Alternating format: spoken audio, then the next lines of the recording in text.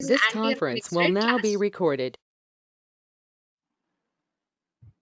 Okay, so we were done with class 1 and class 2. Okay, so class 3 drugs are there. So if you remember your previous diagram, okay, where there is, I have told you sodium, potassium and calcium channel blocker should be there. Okay, so when the sodium, so when this class 1 is further divided into 1A, 1B and 1C. So this will block the sodium channels in different states of resting phase, active phase and inactive phase. Okay. Now class 3 drugs, these are specifically blocking the C here. This is the cell membrane, cardiac myocyte cell membrane, sodium channels, calcium channels and potassium channels. So these potassium channels will be going outside the cell. Okay. So when it is going outside the cell, then you will see this you will see the repolarization, everything. Okay, so these class 3 drugs, they block the potassium channels. So these are the main potassium channels are the main things which are responsible for the action potential total duration. Okay, so if you are blocking the total potassium channels, so the potassium channels will not be going outside, so it will take longer than the usual time for an action potential, for a single action potential to takes place. Okay, and this action potential duration also, if you see this diagram here, this is the total action potential duration. One is the, this is the resting membrane, and then the straight line phase 0 is the depolarization, and this phase 1, 2 and 3, these is the main repolarization phase. These class 3 drugs, these are not affecting the depolarization, these are specifically affecting this repolarization. By increasing the duration of the repolarization, this is increasing the action potential duration, and the entire mechanism is totally by blocking the potassium channels. So that is why if you see here in this second diagram, this blue line is a normal thing and the red line is after giving the potassium channel openers, that is the class 3 drugs. Okay, potassium channel blockers. Now here what is happening, blue line is normal thing and the red line is a abnormal thing, and the blue line and the red line are the same in the depolarization phase. When it is coming to the repolarization phase, this is a normal blue line, but the red line, the repolarization phase is prolonged. It is taking longer than the usual time. You can tell by seeing this graph. And the second action potential also, it is taking more than the usual time. Means an action potential duration is from one depolarization to another depolarization. So the repolarization phase is prolonged and the duration between the two action potentials is also prolonged. So that is why the total entire action potential duration is increased along with increase in the repolarization phase. Now, what are the drugs are? The first drug is the amiodarone. The name itself is telling iodine is a AMIOD. So it is also having iodine. And also this is the longest acting drug in the entire pharmacology. It is the T half is more than, it is the highest for all among all the drugs. Okay. So mechanism of action is, as I have mentioned, it is blocking the potassium channels. So the action potential duration is prolonged. Apart from it, it is also blocking the sodium channels in the inactivated state. Okay, not in the open, not in the resting phase. It is blocking the sodium channels in the inactivated phase, but this is a minor mechanism of action when compared to the potassium blocking action. Okay, and another additional action is beta blocking action and calcium channel blocking action. So when all these things are blocked, obviously the conduction will be decreased, that is conduction of the stimulus from the SA node to AV node and AV node to Purkinje fibers, bundle of his, everything is decreased, and also ectopic automaticity is also decreased. Means any other impulse which is coming from the outside, not from the heart, okay, which is directly stimulating the SA node to produce more heartbeats, okay, to produce more rhythm. That ectopic automaticity is also decreased by decreasing this conduction, and also the heart rate decreased. Pharmacokinetics, as I have mentioned, it is absorption is variable.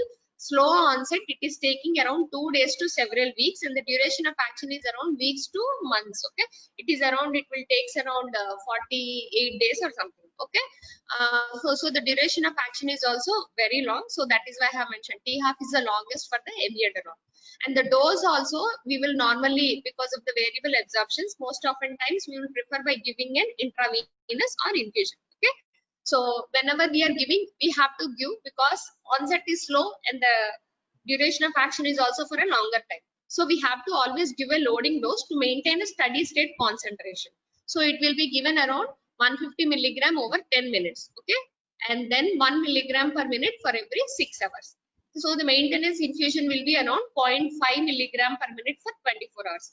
You need not remember the dose, but you have to know how much loading dose you have to remember that a loading dose should be given to maintain the steady state concentration because of its slow onset of action and longer duration of action.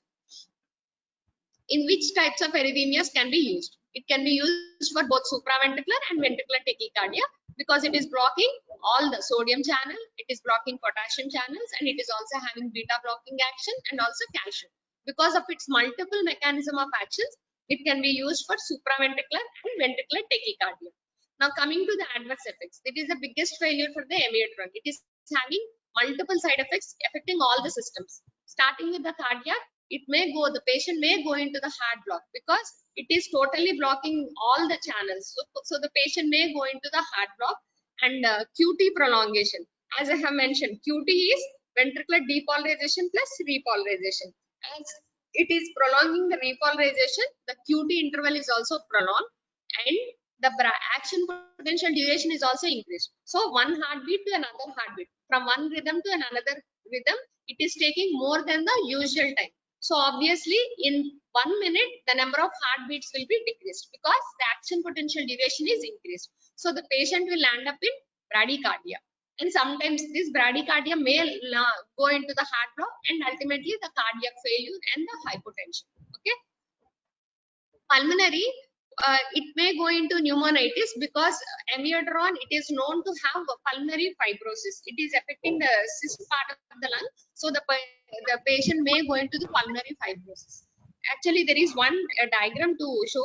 Okay, but I couldn't get this diagram. The skin color will become bluish. Amiodarone is one drug which will change the color to bluish discoloration. This is because of the mainly venous pooling. Okay, so that is why the skin will become a bluish discoloration, and because the veins will be in a web-like pattern, you will see spider-like pattern on the legs and the arms. Okay, sometimes even on the abdomen and sometimes even on the thighs also you can see a spider web-like pattern will be seen because of the use of amiodarone for a longer duration. Okay, and another one, eye is also in the eye you can see corneal micro deposits also. GIT disturbances, because of its metabolism in the liver, it may land up into hepatotoxicity because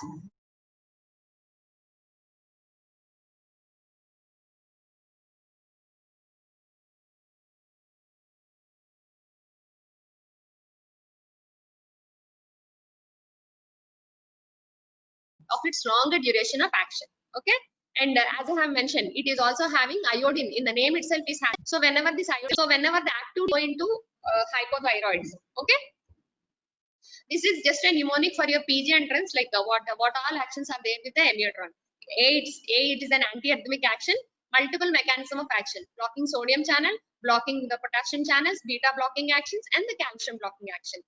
And the special effect is iodine containing. So it may cause hypothyroidism. Okay, mainly it is used orally, but to give a loading dose and maintenance dose, we will give IV. Okay, duration of action is very long, 3 to 8 weeks. And APD and ERP, action potential duration, effective refractory period, both are increased. And resistant, it is where it is used. Resistant, as I have mentioned, supraventricular and ventricular tachycardia, both are used because of its multiple mechanism of action.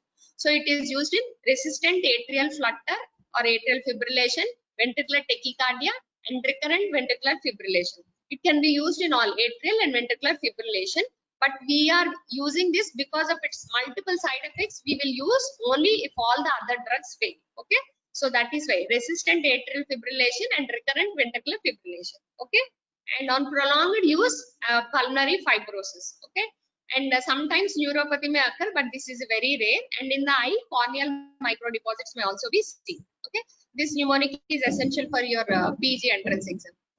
And coming to the next drugs are bretylium. Bretylium is also a potassium channel blocker. Apart from it, it is also an adrenergic neuron blocker. So it is used in resistant ventricular arrhythmias. Another one is sotalol. It is a beta blocker and same like beta blocking action. Dofetilide and dibutylide. This is a selective potassium channel blocker. Dofetilide and dibutylide. It does not have the sodium channel blocking action. It does not have the beta blocking action or calcium channel action. Selective potassium channel. So because of its selective mechanism of action, you won't see all these corneal microdeposits, pulmonary cystic fibrosis, or hepatotoxicity. Very less side effects are seen, and it is mainly used in atrial fibrillation or to convert into maintain the normal sinus rhythm. Okay, and as the potassium channel is blocked, the refractory repolarization phase is increased, so you will see a QT interval is prolonged. Some newer drugs are also added. These are dronedarone, vernaculant, ezimelide, and tedizamil. All these are selective potassium channel blockers, and you will see the same thing. APD is increased, potassium QT is prolonged, and it is used in main ventricular fibrillations. Coming to the fourth group of drugs, that is calcium channel blockers. As I have told, calcium channel, where it will be there? It is calcium channel. It is mainly used in the nodal, okay, nodal, not in the cardiac myocytes.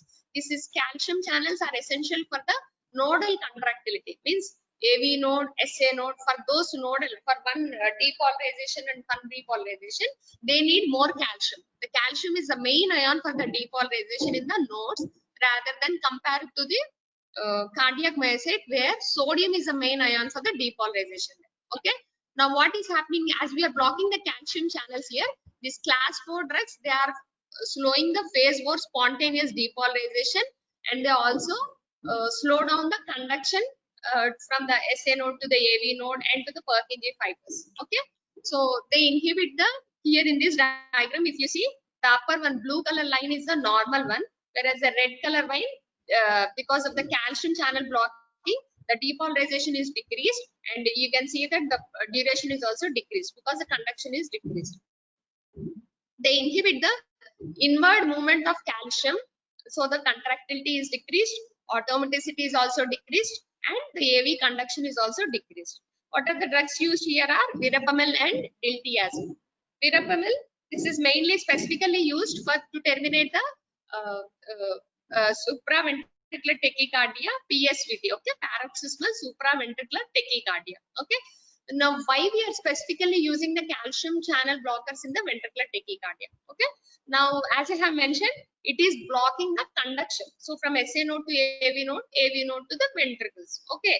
Now, when we are blocking this calcium channel, the conduction is decreased. So, the conduction from SA node to AV node and AV node to ventricles is decreased. So, ultimately, more action is seen on the ventricles. So that is why these drug is more preferred to terminate paroxysmal supraventricular tachycardia, and also to control ventricular rate in atrial flutter or atrial fibrillation. This atrial flutter or fibrillation, the heartbeat will be around 300 to 500. Okay, flutter is 300, fibrillation is 500, and that rhythm will be passed to the ventricles also. To control that ventricular rate, we have to stop the conduction from the atrium to the ventricles. So here we are controlling the ventricular rate in atrial flutter or atrial fibrillation.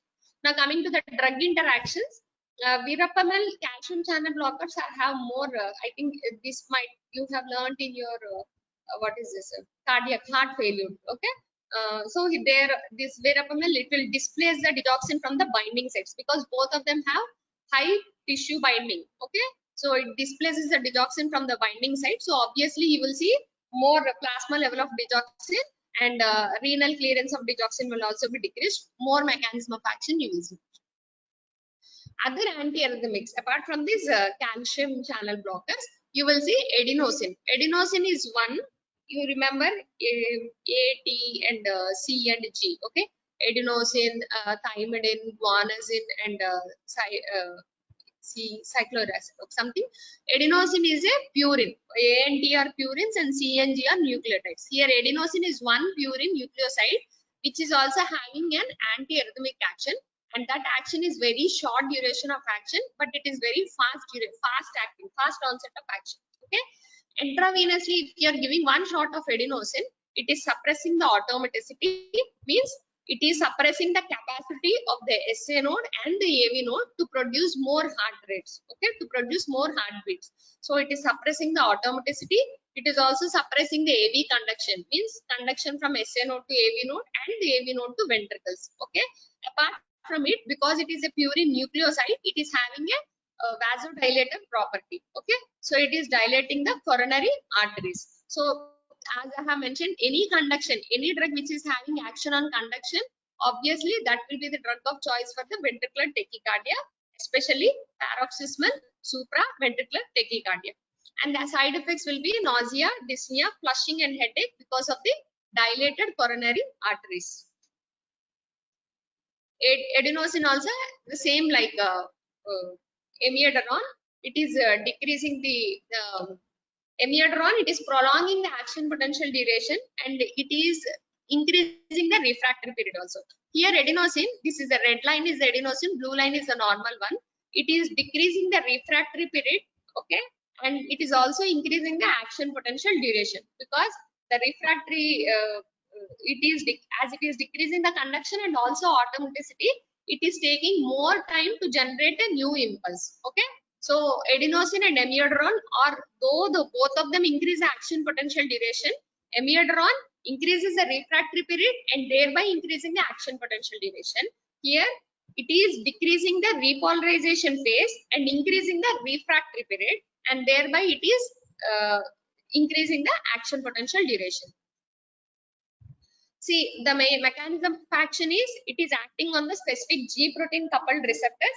So the potassium channels will be activated in the SA node, AV node, and the atrium. So thereby action potential duration is shortened, hyperpolarization and automaticity is also decreased. It is inhibiting the some effects of cyclic adenosine monocyl phosphate due to stimulation of the G protein coupled receptors. So the calcium currents will also be decreased. Okay.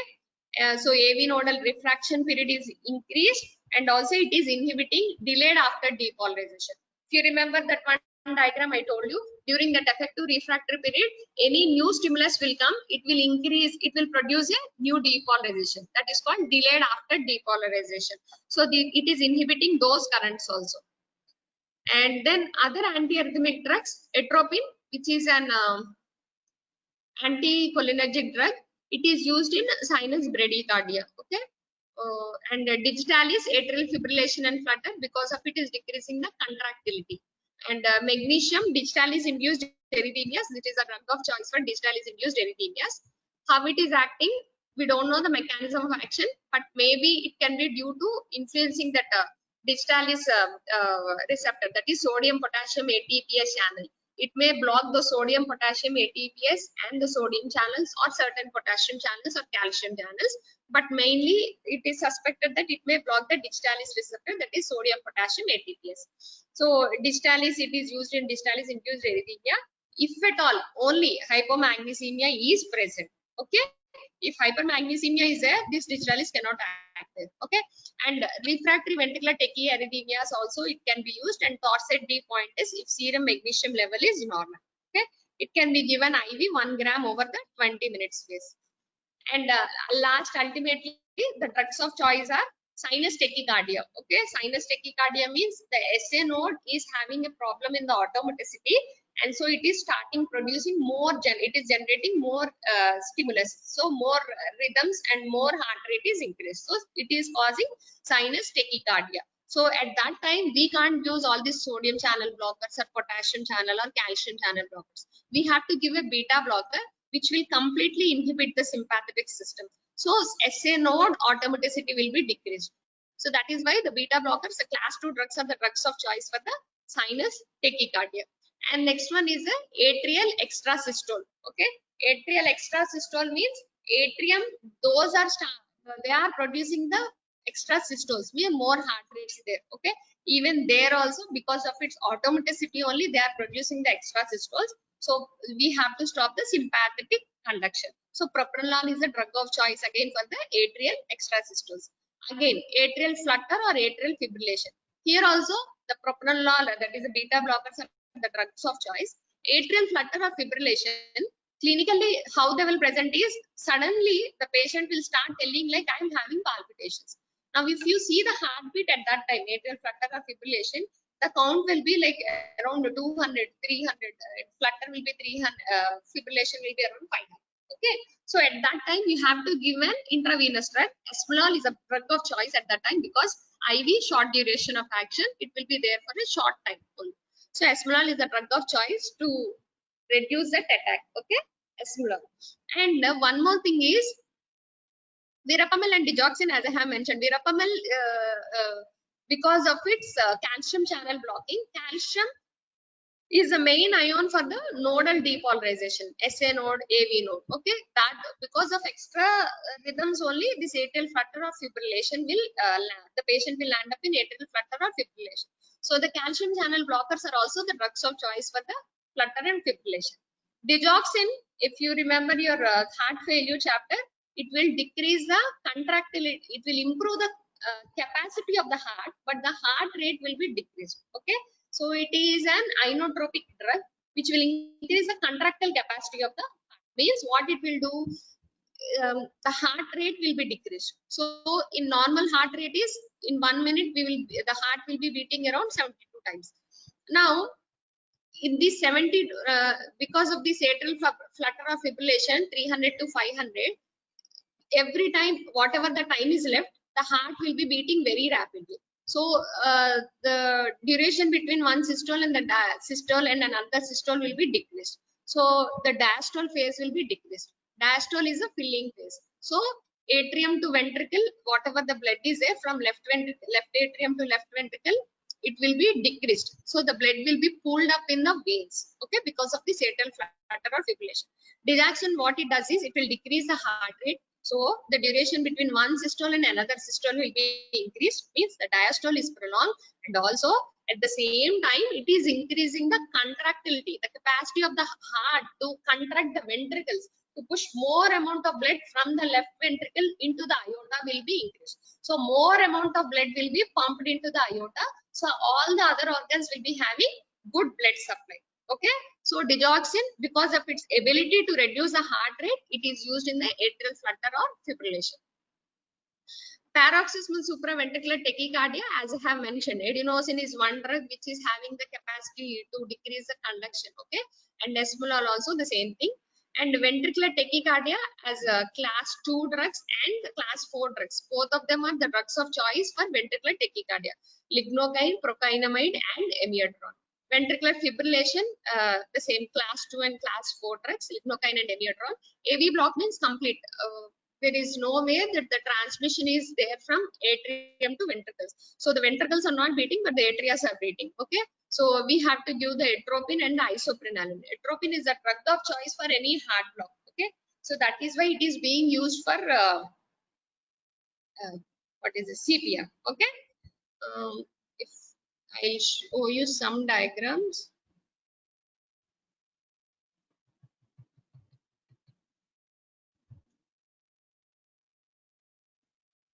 So what you have to know is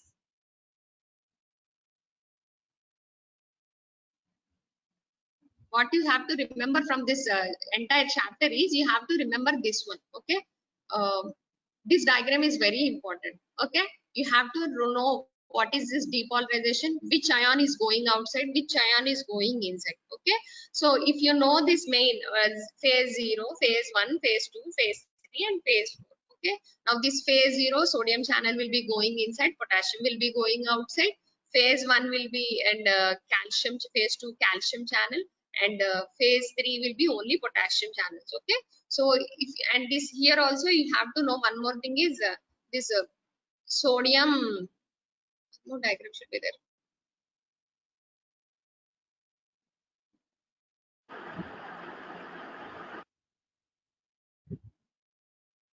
This one you have to know the sodium which resting phase, the sodium channel is in which phase? Resting phase. In the depolarization phase 0 phase, it is in the open phase, and it is in the phase 1 phase, it is in the inactive phase. You have to remember these points. These points are very crucial. So based on this diagram only, you can tell which drugs are acting on which phase. So if it is blocking the sodium channel, obviously the depolarization, this phase 01 will be decreased. So the curve height will be shortened. If the potassium channel is blocked, obviously this repolarization phase will take more time. It will be prolonged. So what you have to remember is, first you have to remember this diagram, which ion is going inside, which ion is going outside. In this sodium, the drugs are blocking in which phase of the sodium channel. Okay. And the next one is the mechanism of action. If you are writing any mechanism of action, you have to write, you have to draw this diagram also. Okay, if this is class 1 drug, see, you have to draw this diagram. Class 1, after giving class 1, you have to draw the normal diagram, and class 1A, you have to draw the second curve. What is happening if you, how the curve will be after giving class 1A drug, class 1B drug, class 1C drug. Okay, and you have to write mainly action, potential, duration, what it is happening, refractory period, and also you have to mention what is happening in the ECG. Okay, that is the main pharmacodynamics of these drugs. After that, you can go for the side effects, and you can go for this main uses, where it is used.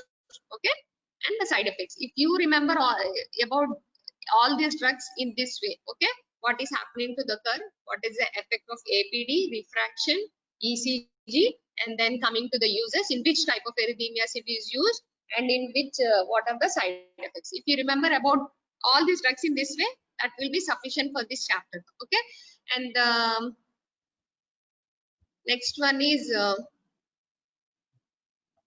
first, you can understand this entire diagram only if you this anti-arrhythmic chapter only if you remember that initial diagram only. Okay, so the chapter is done, anti-arrhythmic chapter is over. You can expect a 4 marks or 2 marks question. Please switch on your cameras and audios also. I will take the attendance. Okay, those who has to give the attendance, please switch their audio, and after giving their attendance, you can switch off their audio. Okay, so that we will reduce the disturbances. Please switch on your videos. I am not able to see who are coming and who are. Okay.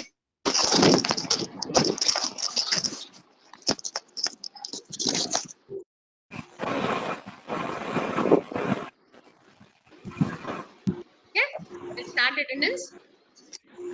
1 present, ma'am. Very good. 2, Roll number 2 present, ma'am.